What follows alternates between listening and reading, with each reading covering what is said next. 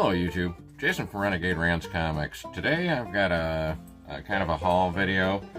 First thing is we're going to unbox a giveaway that I'd won from Nate from Hall Yeah Comics on one of his streams. And then I have a whole stack here that I picked up at the Syracuse Collectors Con. So we're going to dive in, see what we got, and we'll go from there. So I've already kind of pre-opened the box here, and I'm going to open this up.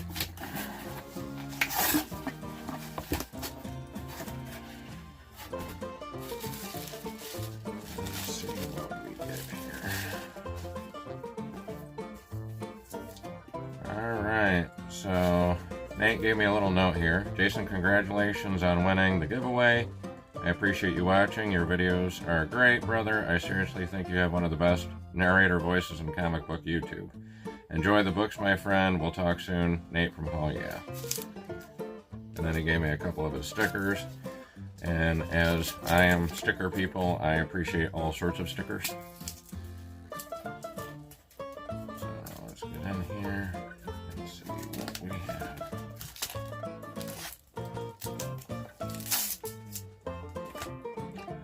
So the first one I've got is Darkhawk number 12. We have Lobo number 3. Superboy, the Man of Tomorrow number 5.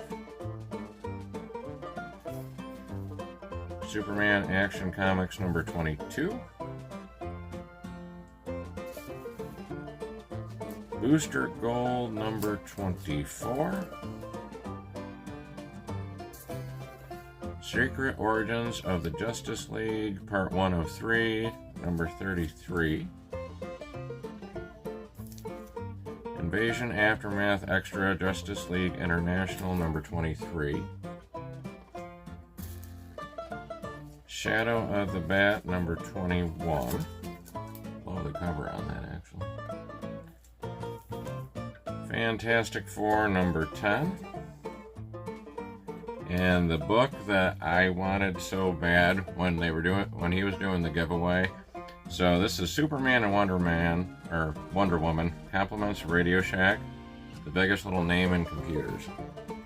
So this is the Computer Masters of Metropolis. I had this book. It came out in the early 80s, and our school couldn't afford computers in the school. I think we had like 1 or 2. So they actually had what they called the computer bus. And initially it had more Apple ones, if anyone knows that. And they had a little turtle and you could program it to kind of go around. And they had a couple Tandies that were in the school that you could actually play Wheel of Fortune on. I don't think anyone ever used the Tandies for anything other than Wheel of Fortune. And you had to like load the disc and stuff. But I really wanted this because I had this as a kid. And I used to read it all the time. So thank you so much, Nate. I appreciate it. So I actually went down with my friend Sean down to Syracuse Collectors Con down at the New York State Fairgrounds. And it was this weekend, Saturday, Sunday. So we went down on Saturday. Of course, as we were leaving in our area, an ice storm was starting to come in. And then I knew that if we got to a certain point on the highway, we were going to get out of it. So, of course, Syracuse didn't have any of the weather. It was just a little rainy. So we went down there, and here's what I got. I also was able to run into Christopher Parker and Brandon from On Comics, and it was really, really great to actually be able to, meet up with those guys.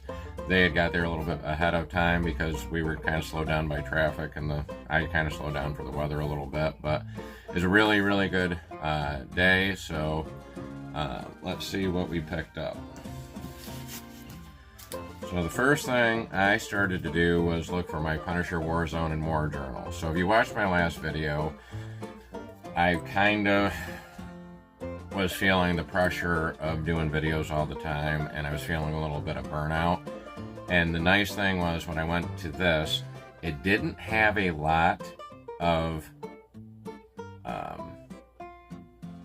comic vendors, and I was kind of a little disappointed in that. There was a lot more than the last con I went to, but they did have some books. A lot of it was toys, 3D printed things.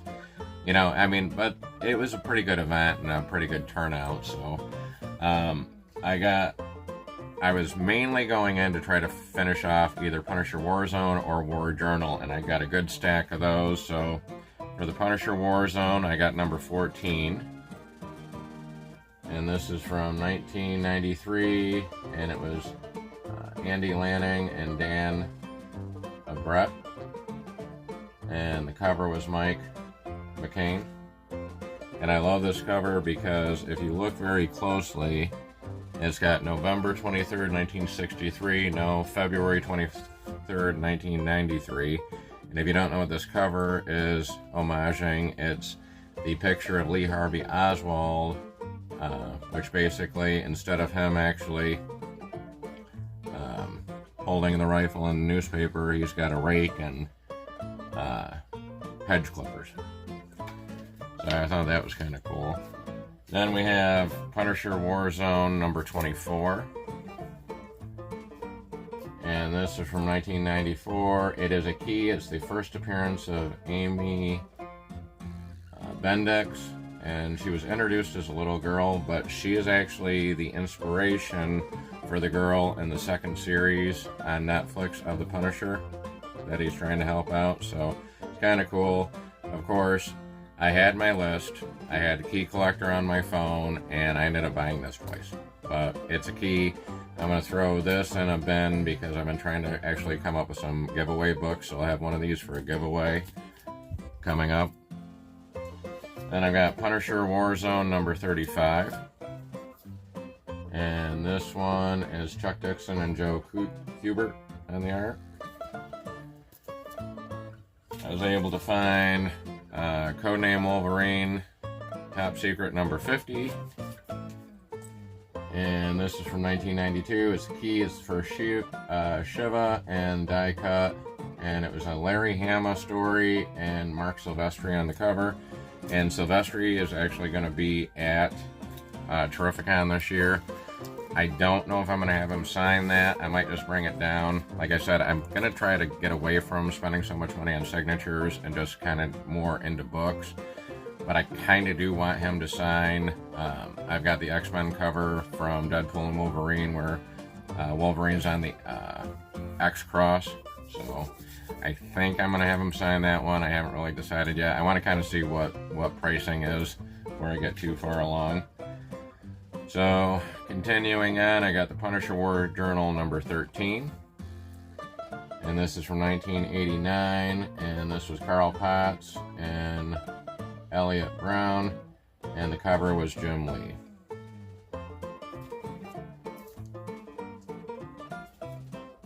And then the Punisher War Journal number 16.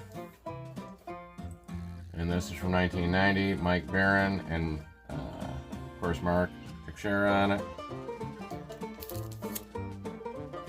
Punisher War Journal number 34. And this was Mike Barron and John Beatty. And this was from 1991. We've got Punisher War Journal Suicide Run number 62. And this is from 1994. It is key. It's the first Lynn Michaels in a Punisher suit. So it's Chuck Dixon and Michael Golden on that. And I always thought that was interesting because back when they actually were doing the original run, they actually had a female Punisher coming in. So I've kind of like,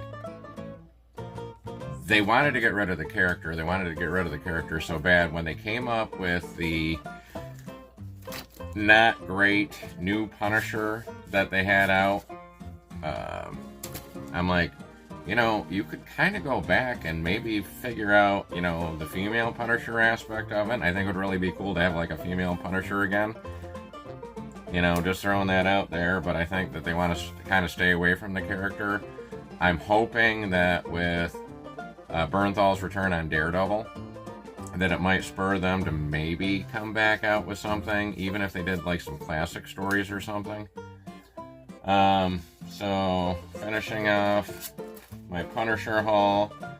I have the Punisher War Journal number 73. And this is from 1994, and it was Stephen Grant and Mel Ruby on it. So then I kind of was trying to pick up like a hodgepodge of things. And like I said, there was 3 vendors that had a lot of books. And it was kind of, I was able to kind of hit a Punisher vein, and I kind of was looking at the pricing, and I'm going to be perfectly honest, the pricing was a little high. It wasn't, obviously I bought them, but it was full market retail or value, and some of the books were in a little lesser condition. But I'm at the point now where I think I have 11 issues to finish War Journal. I think I have 15 issues to finish Warzone, and I just want to finish the runs.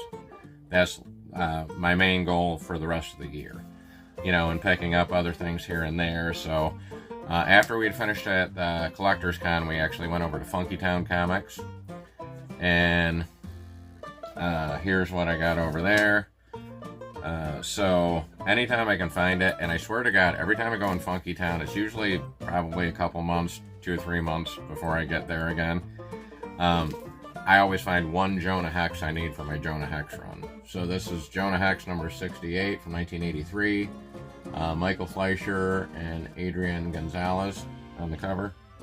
And I really do like Jonah Hex. The new 52 Jonah Hex run is probably one of my favorite DC storylines of all time, just the way that they did it.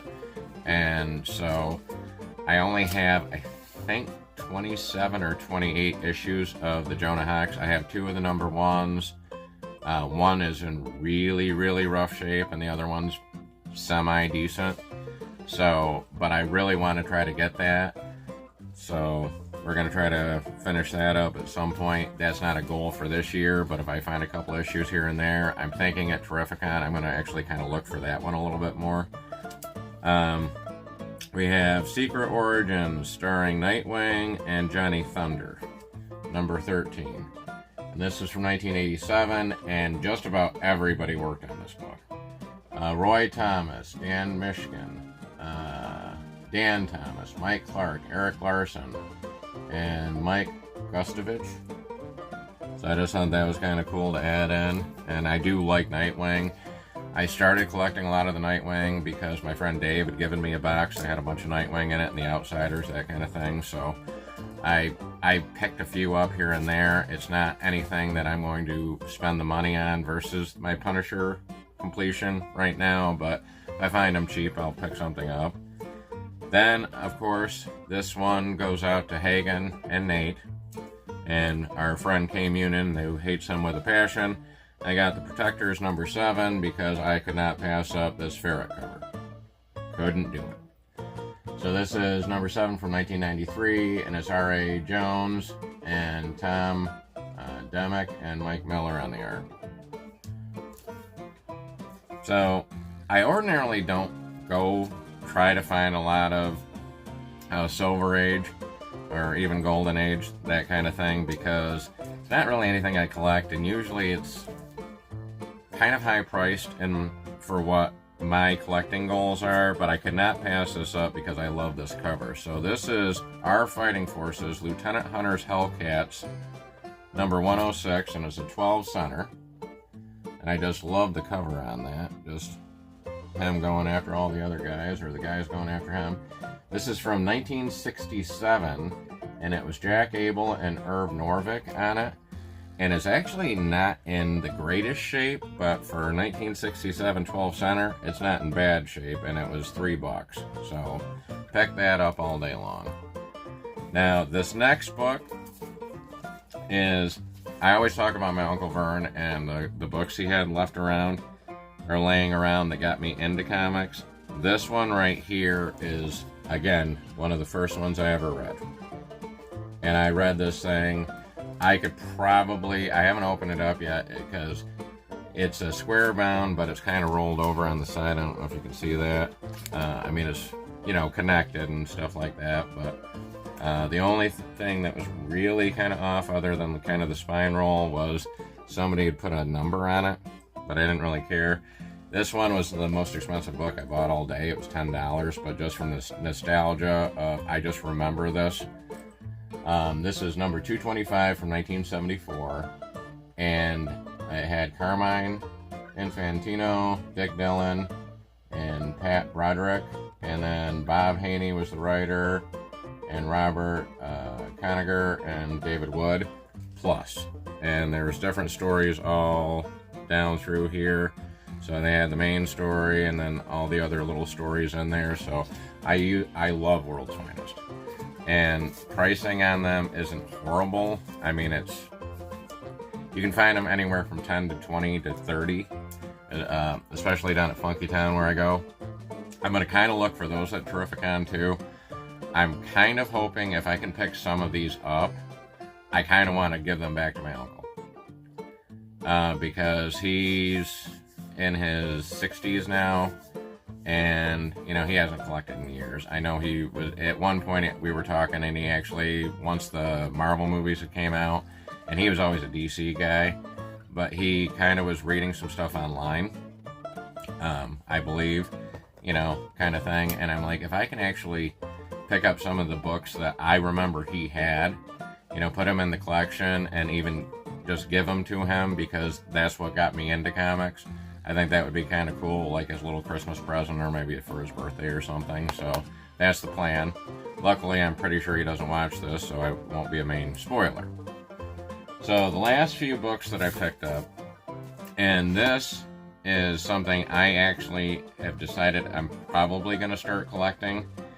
And I had to do some research on it because it kind of threw me off. So I like the X-Men. I am never going to try to collect X-Men.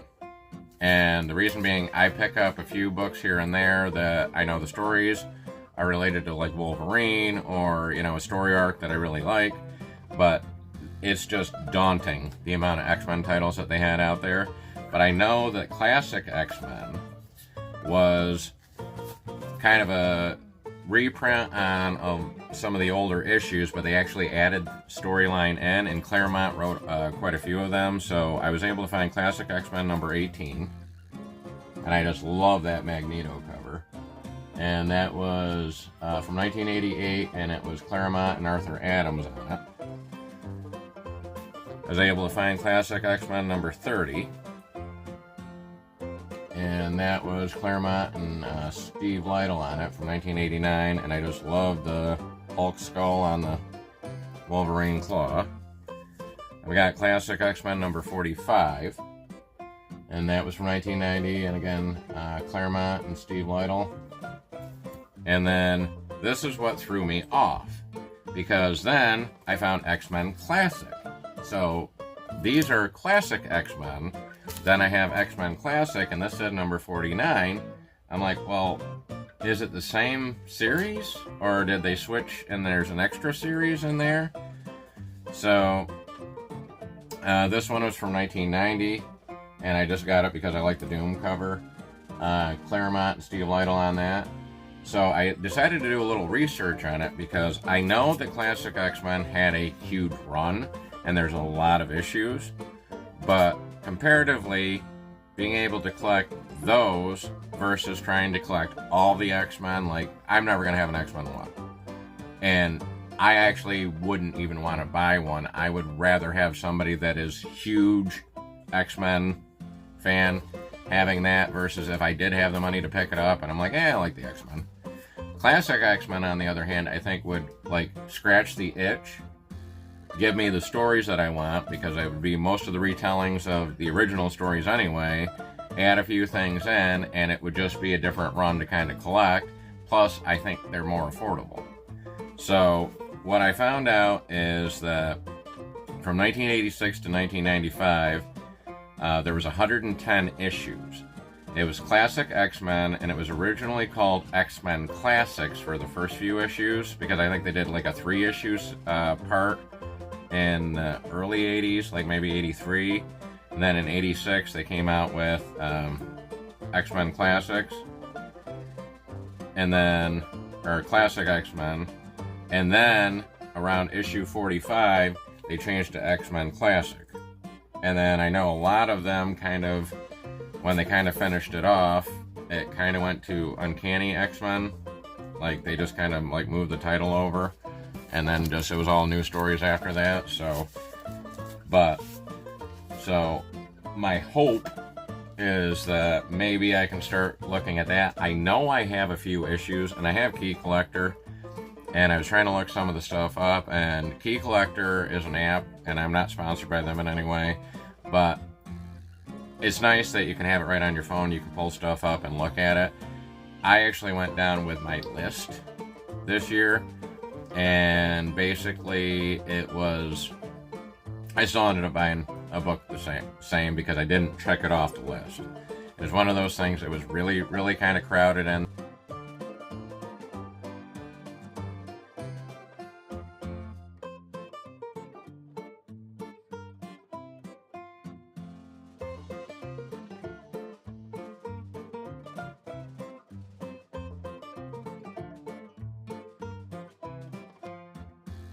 There, because there were so few vendors for actual comics, it was kind of, you know, compact, and then, you know, we kind of went through, so, but the best thing of that day, is meeting up with Chris Parker and Brandon from On Comics. And I will tell you that it was great to actually talk to Brandon for just the little bit we did. Just kind of talking about, like, you know, YouTube and things that we're seeing, you know, with YouTube's algorithm and everything else with the channel. And I mean, Brandon has a really good channel, and he gets a lot more views than I do. Of course, he's been at it a lot longer. And, you know, we talked about the community, and what I really like is the fact that Chris Parker is the Superman. And I'm going to give him a shout out right now. If you go into a live stream and it's a comic book YouTube live stream, you will see him in there. And he's always interactive, you know, we're friends on Instagram, you know, sent me quite a few messages and stuff like that. And being able to run into him, and he was able to get a book, you know, at the Syracuse Collectors Con. I can't remember if he got anything at Funky Town or not. But once we finished out Funky Town, my friend Sean, Chris, and Brandon, we all went over to the Dinosaur Barbecue. And just kind of just sitting around, talking, you know, comics. My friend Sean was able to interact with those guys and kind of get to know them a little bit. It was just a really good time. And it's like the people that you can actually meet, you know, online, that have the same interests as far as, like, you know, through the comic community is great. And I have yet to experience the super negativity. Like, everybody's been positive. I've had a couple, you know, troll comments down, which, I mean, I've got thick skin. I don't care. But, you know, for the majority, anybody that's ever commented on my videos, or, you know, anybody that's watched my videos, I might only get 20 views, but those are 20 people that I actually would consider friends now. Like, I really, you know, my bucket list goal would be at some point, either, you know, at Terrificon, running into a lot of these people. I know everybody's going to Heroes Con, and that would be one of the ones that I would actually like to go to if I can save up, but it's one of those that I wouldn't be able to do more than one con, and Terrificon's kind of the con I know, so I might have to get out of my comfort level, and maybe one year I don't go to Terrificon and I just go to Heroes Con just so I can run into these guys. But I just want to give a shout out to the community. Like, when I did my video where I was kind of feeling the burnout, the response I got in those messages of just supportive, hey man, you know, sometimes you got to do what you got to do. Sometimes you got to, you know, take a step back and, you know, collect what you like. Don't worry about the channel. You know, people will watch you, you know, kind of thing. And I'm not worried about the channel. I do this for fun, and it was becoming less fun. And then after this con, running into, you know, Brandon and Chris, hanging out with my friend Sean, who's always been into comic books, finding a nostalgic book, you know, from my childhood that kind of gave me a goal. I want to pick up some of these so I can give them to my uncle, you know. So I'm kind of rambling on now, but I hope everyone has a great work week. I am sure that Brandon at Mon is going to put out a video as well, or I hope he does. So I hope everyone watches that. Have a safe and happy week, and we will see you next time.